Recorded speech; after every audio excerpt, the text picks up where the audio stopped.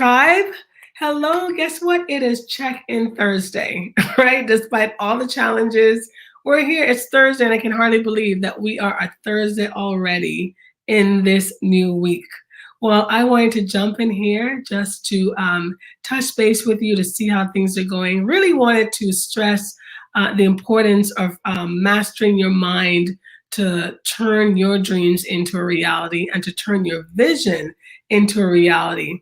So I wanted to jump in here. The last time that we were together last Saturday, we talked about, I actually left you with a quote from James Allen. And we were talking about harmony. That was our last lesson that we explored last Saturday. And so far, we've explored your comfort zone, getting out of it, the terror barrier that ensues as soon as you try to get out of it. We talked about your purpose, vision, and goals, and you are working on your vision statement, still working on it. That's fine. Just keep working at it. Be consistent in doing that and getting it done. And then we talked about harmony, really the bridge that is going to take you from where you are to where you want to be. And the quote that I left you with last Saturday from James Allen, and I want to say it again. It says, "Mind is the master power that molds and makes, and man is mind, and overcome, and evermore he takes, rather evermore he takes the tool of thought and shaping what he wills, brings forth 1,000 joys, 1,000 ills. He thinks in secret, and it comes to pass. Environment is but his looking glass." I love that quote, and it is something that, if we were to sit with it for a little bit, my goodness, we can have a whole, I think, workshop on just that short little paragraph there. People often believe that fate or luck or some other circumstances is what drives their future, and it's what drives circumstances. But we know that that is not the case. That is not what drives it.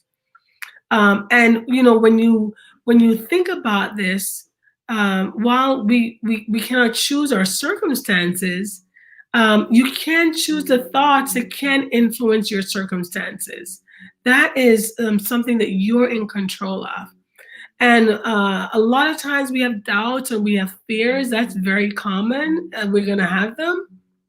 But just remember that doubt and fear, they have never and they will never, ever accomplish anything except failure.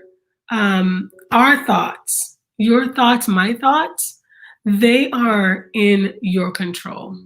My thoughts are in my control, and they positively are changing the way the things that are around us, and it can pave the way to success and significance. That's what your thoughts can do. And so, as you think through this, the number one thing is that you are the controller of your destiny. You are the controller of your destiny. So then the second thing that I want you to think about is that you are being called to become a master gardener of your mind. You're being called to do that.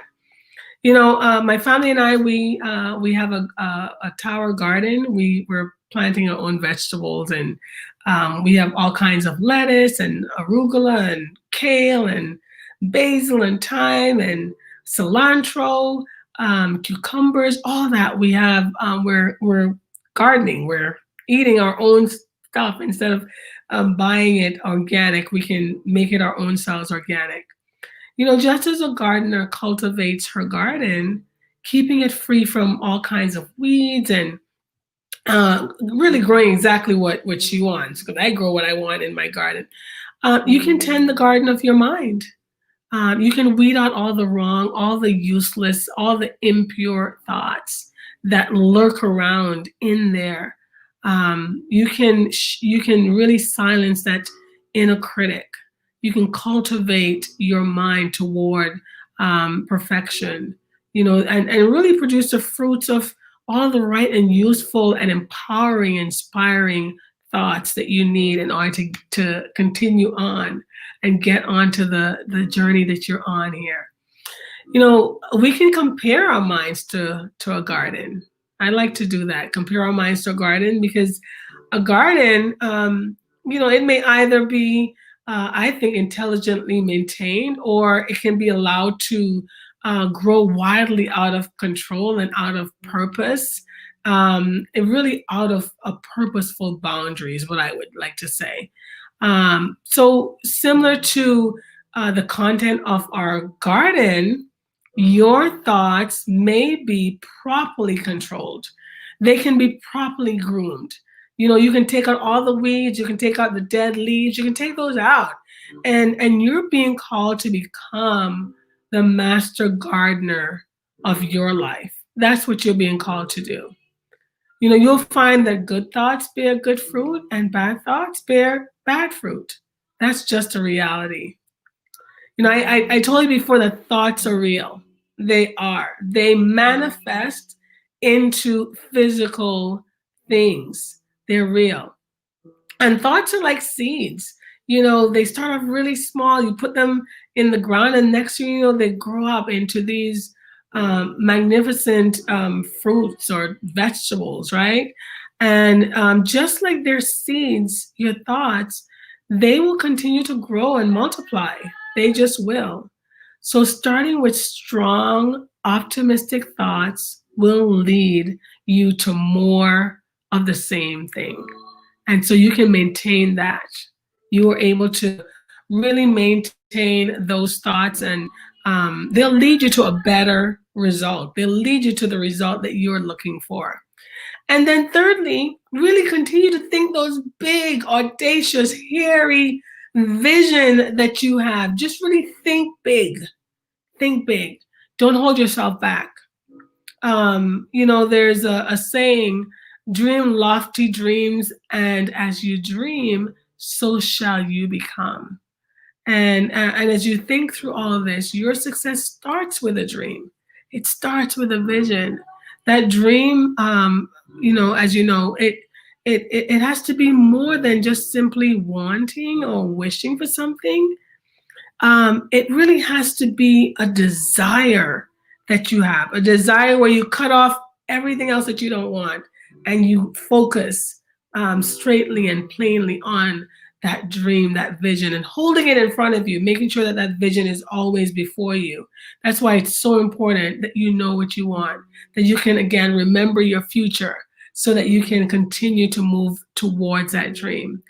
And, you know, really, it's creating your thoughts and having the right thoughts and taking the right actions, because your thoughts then turn into deeds. They turn into habits. They turn into what it is that you're doing every day. And so as you think through all of this, you know, the overarching theme that I want to leave you with today is that any goal is attainable. Any goal with a well-structured thought process, and also really having a strong work ethic, that you're going to do it. You're gonna keep at it, no matter how hard it is. Really, that you're going to keep at it. That you're going to continue moving forward with it, and you'll see that you will receive. Really, you're gonna produce and reap the the fruit of your labor. So really do the inside job each and every day. Do the inside job. I want to thank you so much for listening, and I can't wait to see you on Saturday. I'm looking forward to our 5th class. In this class, we're going to be talking about releasing, really releasing and letting go. A lot of times we cannot receive until we let go. Sometimes we hold on to things that do not serve us. And so releasing and letting go and really forgiving so that you can move forward into being your own uniqueness, your authentic self. So thank you so much for doing the work. Thank you for hanging in there. Thank you for playing full out. And I cannot wait to see you on Saturday. And don't forget, please be inviting your friends and family to the November 7th session. Looking forward to seeing you then. God bless.